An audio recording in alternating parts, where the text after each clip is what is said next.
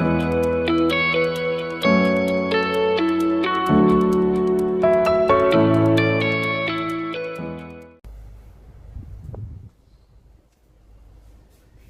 students, I welcome you once again to CNC Education Consult. My name is Uncle Courage, and as you already know, at CNC Education Consult, our core mandate is providing educational help and support system for all students.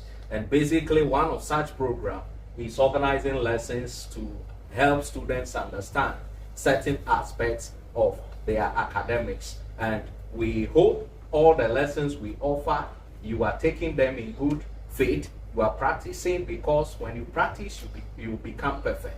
It is through practice that you can be the best. When you don't practice, there's no way you can give off your best. So we encourage you to always put our lessons into practice and make them part and parcel of you. Today we are looking at literature, and I believe those of you in basic 7, 8, 9, 10, 11 upwards, you know what literature is. For those in basic 7, 8, and 9, you know the approved literature is the Cockerel. Currently, that is what you are using. And yes, I know that there are plans. Plans are in place to change the Cockerel. There's a new literature textbook that is coming up for those of you in basic 7, 8, and 9. But before then, we know the Cockerel as the approved literature. Those in SHS as well, you know the literature you use. So we want to first of all brainstorm on what literature is. I mean, anything creativity. In the world, there are people who do certain things that make you laugh. There are people who act scripts or movies or play. You watch those plays, you laugh. There are people who speak. There are people who put together words to form poems. All these people use the element of literature. All these people use the element of literature. In Ghana, for instance, when we dive into literature, we can mention names as Ama Ata Edu. When we come here, we know her as one of the playwrights. Her play is in the Cockerel, Dilemma of a Ghost. And also she authored a book by name The Girl Who Can. We can also mention names like Kofi Awuno.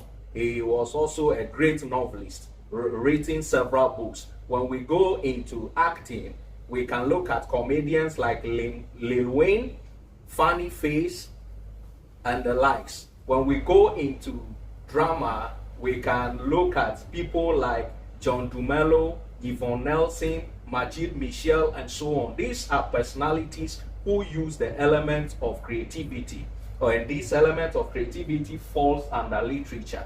And we are happy when we watch these people, when we read about them. So basically, that is what literature is all about. It is about creativity. It is a study of written and spoken words. And these words are in the form of stories, poems, play, essays, which I have said earlier on. Now, these elements, they help us describe human experiences, things, conditions people go through, the culture, the practices of a society or the practices of people, and the imagination. And all these put together help students to be able to read, write, and think critically. Because when you read books that have been authored by great novelists like Ama Ata Edu, whose name I've mentioned, Kofi Awuno, when you read books from these people, they inspire you because their books are interesting, and you want to also build on that and develop the love for reading. And from reading, you translate that to writing and possibly to speaking. So basically, that is what literature is: the study of written and spoken words, and those words come in the form of stories, poems, play, and essays. Now, let's look at the types of literature. The types of literature. We have narratives or prose. Now, there's a difference between narratives and then prose. Prose is any form of natural writing. It could be a story, it could be an essay, it could be anything that is written on.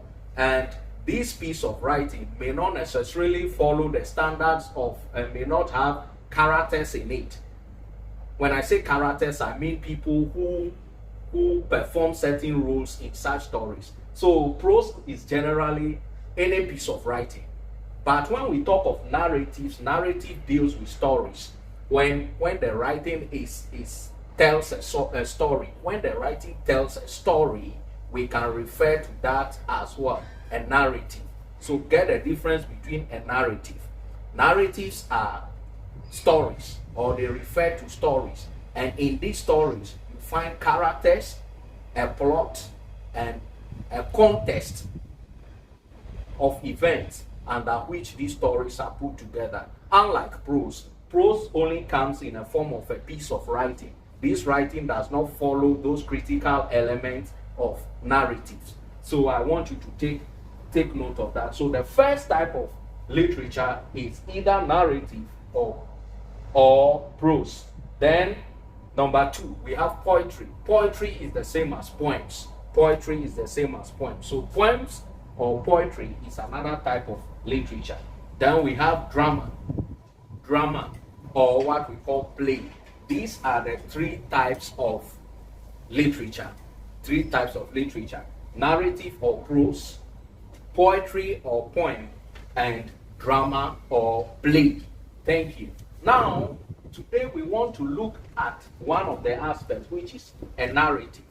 Already I told you that a narrative deals with stories, and these stories follows, or the story contains characters, it contains a plot, it contains sequence of events.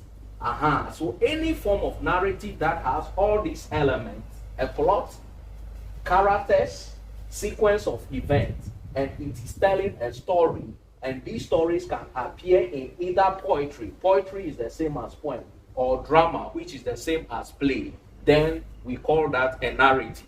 So let's look at the definition for narrative. It is a type of writing that uses a plot. These are keywords, and I want you to take note of them. A plot, characters, sequence of events to tell a story.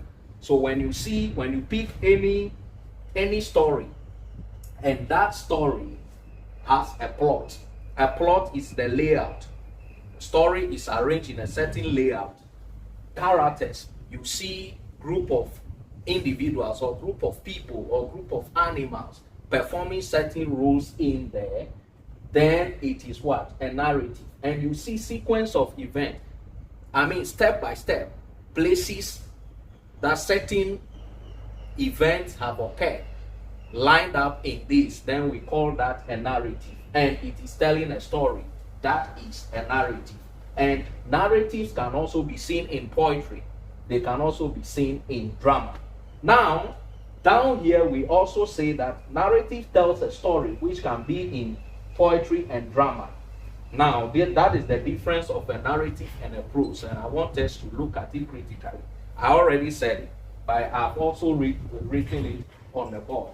A narrative tells a story, which can be in poetry and drama. But prose is only written in a normal sentence. That is not poetry or drama. A narrative tells a story, which can be in poetry and drama. But prose is only written in normal sentence. That is not poetry or drama. So get the difference. Narrative must have these 3 elements, these 4 elements. Okay, it must contain a plot, it must have characters in it, it must have sequence of events, and it must tell a story. Thank you. Now, let us look at some examples of narratives or stories. And it means these stories contain plots, they contain characters, they contain sequence of events, and they tell a story.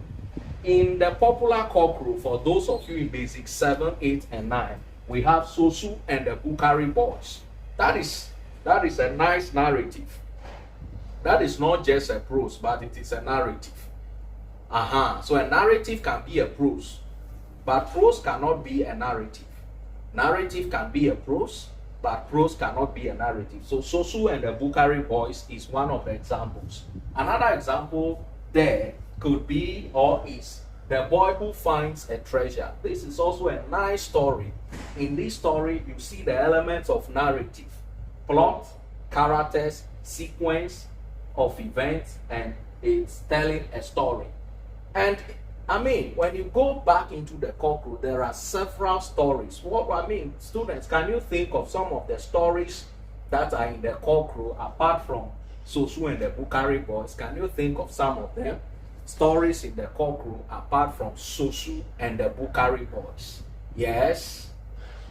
Oliver Twist. Yes. Oliver Twist is also an example of a narrative. It is an example of a narrative because Oliver Twist has characters, which Oliver Twist is one of them. It has plots. The story is plotted in a very nice way, and it has sequence of events, and also it is a story. So Oliver Twist is another example. Another example could be The Old Man and His Children. The Old Man and His Children.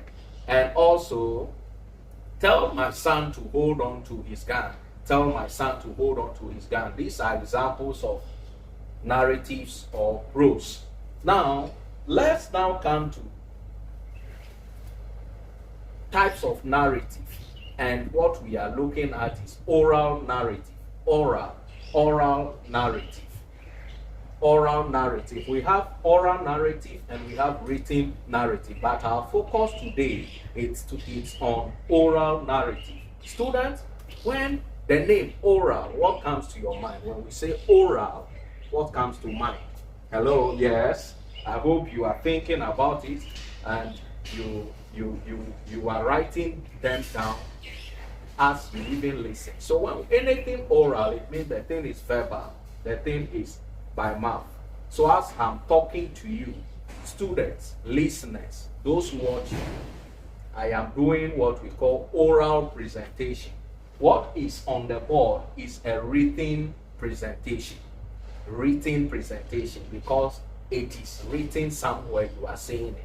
But when I speak, as I'm speaking, it is oral. So the same for narratives. When we talk of oral narratives, we are talking about stories that have been said by mouth. Stories that are not written, but they have been said by mouth by our forefathers. These stories are normally said during fireside in the evening. Yes, these days we no longer experience fireside where our grandparents tell us stories. But in the olden days, those things were there. In the evening, when everybody is done with his or her chores, you gather around the fire. Then either your grandfather or your grandma will tell you all stories. And these stories are done orally. They are done by mouth. They are not written in any book, but they are done by mouth. At the end of the day, you are asked the lessons you learned from some of these stories. Has any of you experienced? Yes, I know many of you may not have experienced these fireside stories, but you may have heard your parents talk about them. Can any of you think of any of those stories? Yes, think about them. And as we dive deeper into the lesson, we will look at some of those fireside stories which were told, but are not written in any books. So oral narratives, they are stories told by word of mouth. And these stories are passed down from generations to generations. And the stories are meant to teach. They are meant to teach us certain morals, certain values.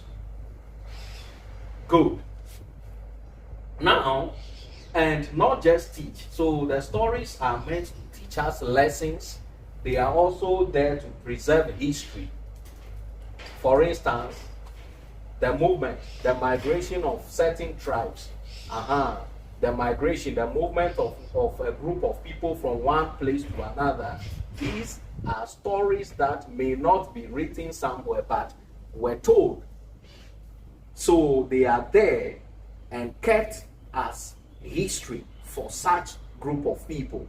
The migration of the Erbers, the migration of the Gans, the migration of the what? Of the Akans, the migration of the Fantis, the migration of these are all examples of oral what? Oral narratives. Those stories are there and they are told. They may not be written. They are told, and generations upon generations get to learn and know their history. And also those oral narratives also serve as entertainment.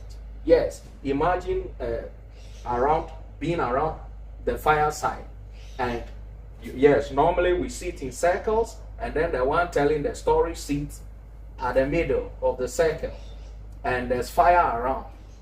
So these stories are told, we get entertained, we laugh over some of them, we cry over some of them. At the end of the day, we share lessons we learn. So those are examples of what?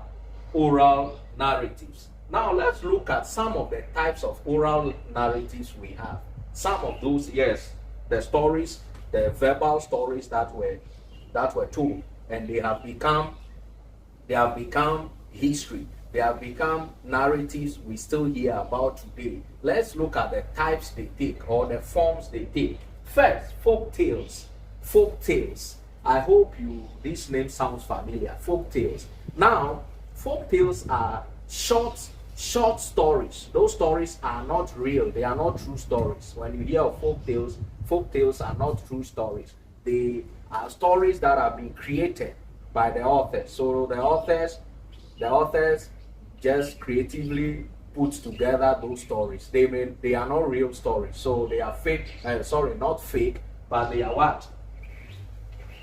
They are not fake, but they are stories that are not true, may not be true. So we call such stories fiction. Anything fiction, it means it is not true. It is not a true story, but a non-real story, a story that is just created, just for people to learn a lot from. Let's look at some examples of such stories. We know the popular Ghanaian folk tale, Ananse story, Ananse and the Wisdom Pot. Ananse and the Wisdom Pot. Now this is a story that we always hear about, and it teaches, it tells a story about Kwekuwa Ananse, who wanted the wisdom kept for himself. Ananse and the Wisdom Pot. Now these stories used to be fireside stories told. Lessons are learned. We grow with those lessons. Another example of a folk tale is the tortoise and the birds. The tortoise and the birds.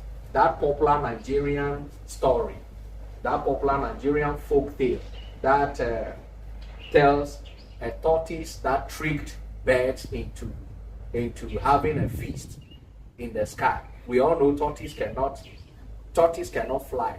But that story is so interesting, and there are a lot of moral lessons to learn from it. So folk tales, and we've looked at two examples under folk tales. Then we come to myth.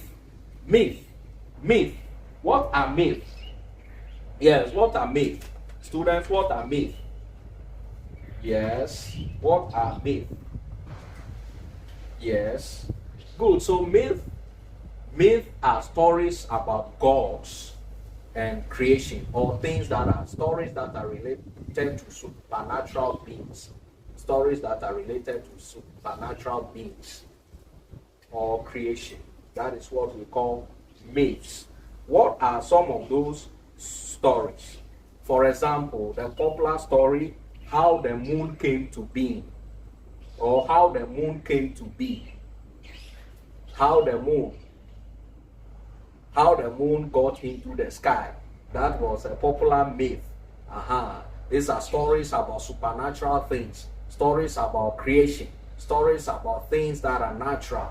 So how the moon came to be. Then another example of a myth is Nyami and the creation of the world. That one is a popular account story about how Nyami, a popular sky god, created the world. That is another example of a myth. Now we look at the third type of narrative, or the third type of oral narrative, that is legends. Legends. We know legends. Legend is a popular word in literature. When we talk of legend, they are stories about brave people who really fought. These people could be men, could be women, and could even sometimes be animals. Now, in the story of some communities, or in such stories, we hear certain animals rescued people, or people were stranded when they were trying to cross the river to the bank of when they were trying to cross a river, and it was an animal that came out to rescue the people. We know animals like crocodiles, so such village, those animals are held in high esteem. So in that case, the crocodile in that village may be regarded as a legend to the people. So when you kill such animals, it is forbidden. It becomes a taboo. So that is a legend in terms of animal. Now, when we talk of legends in terms of personalities, Ghana, for instance, we know Ya Asantewa, the popular queen mother of the Ashantis. Ya Asantewa. We know what she did. We know how brave she was, and today, up to today, and generations yet to come, she will still be regarded as a legend. Now, another legend is Sandiata Keita. Sandiata Keita. Sandiata Keita was the founder of the Mali Kingdom. The founder of the Mali Kingdom. That story is also an example of oral narrative, and he is also regarded as a legend. Generations yet unborn learn about this personality. Now let's proceed.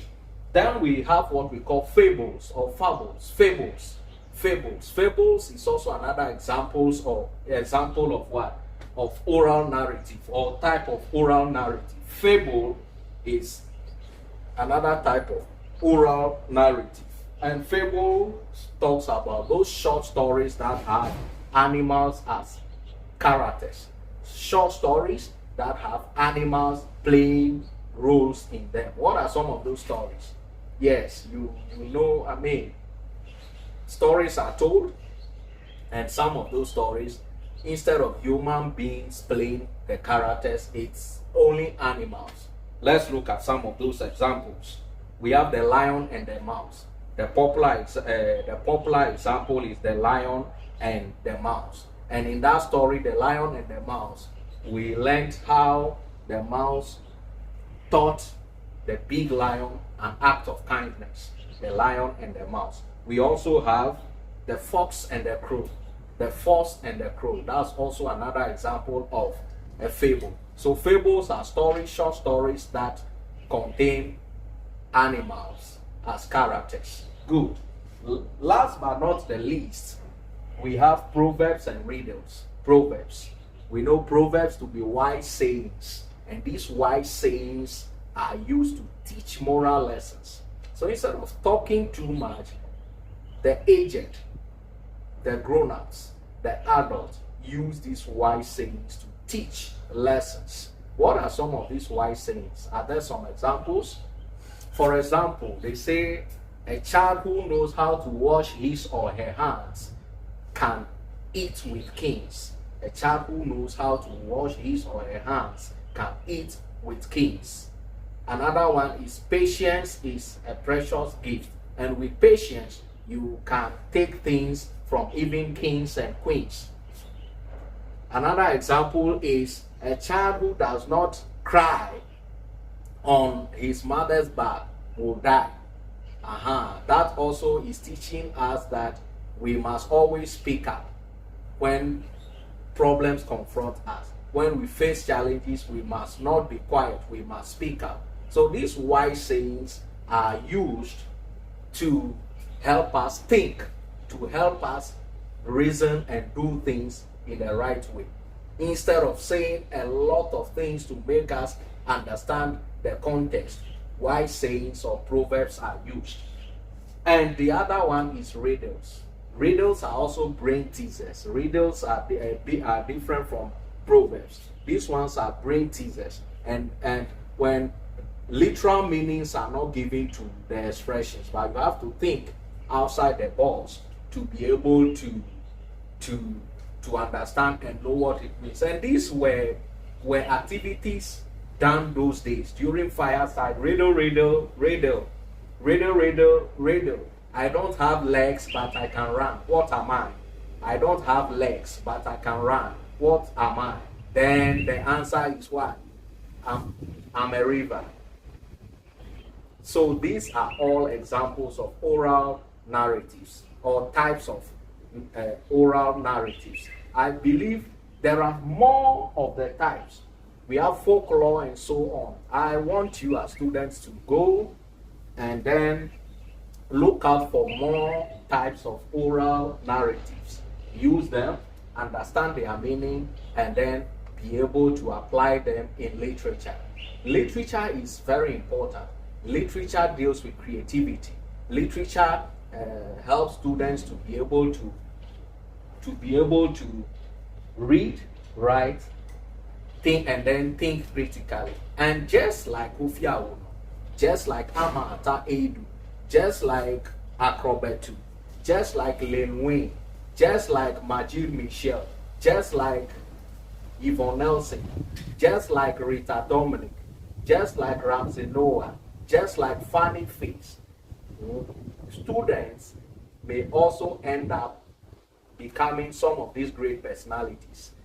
I encourage you to make literature a priority. Learn literature just as you learn every other subject, so that you can be able to enjoy it and then be the best you can. So we look at literature as the study of written and spoken words. Those words come in the form of stories, poems, plays, and essays. We also understand that literature helps students to read, write, and think critically. We look at the types of literature as narratives or prose, poetry or drama, poetry or poem, and drama or play. We distinguished between narratives and prose. We said narratives are stories. These stories have characters, a plot, sequence of events, and they tell a story. That is what we call narratives. And prose, we say it is just a natural piece of writing. That piece of writing is not in or does not come in the form of poetry and drama, and doesn't have these elements: a plot, characters, sequence of events, and tell a story. So prose doesn't tell doesn't have those doesn't have those elements. But I also said that narratives can also be prose, but prose cannot be a narrative. Narratives are prose or can be prose, but prose may not be a narrative. Then from there, we look at the explanation of a narrative as a type of writing that uses a plot, characters, a sequence of events to tell a story. From there, we came to oral narratives. We say oral narratives are stories that are not written down, but they are word of mouth. And those word of mouth stories are laid down generations to teach moral lessons, to entertain, and to preserve history. And we look at the types of oral narratives: folk tales, myth, legends, fables, proverbs, or riddles.